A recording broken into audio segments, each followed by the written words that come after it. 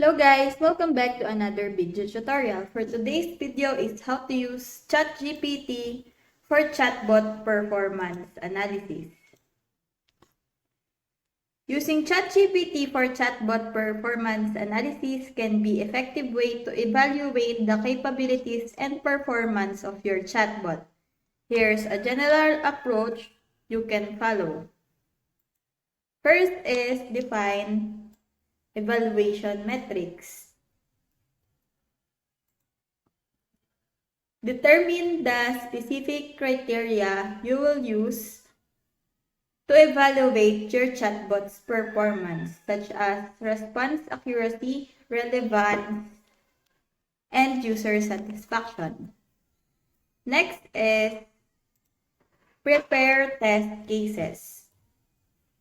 Create a set of scenarios and user inputs that represents different interactions with the chatbot. This helps assess its performance across various situations. Third is collect user queries. Gather a diverse set of real or synthetic user queries that align with your test cases.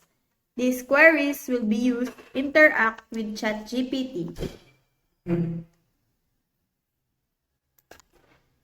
Next is interact with ChatGPT and record responses.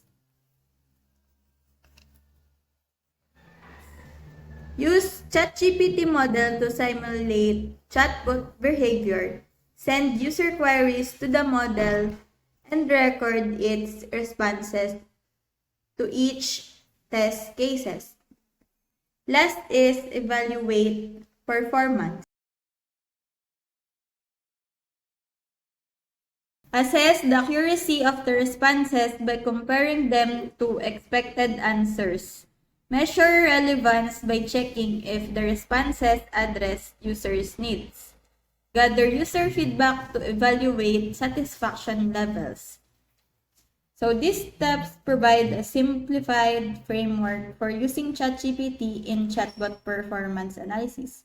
Remember to iterate and improve your chatbot based on evaluation results to enhance its capabilities over time. So that's it. I hope that you learned something and this video helps. And if you have any questions or comments, kindly put it in the comment section below.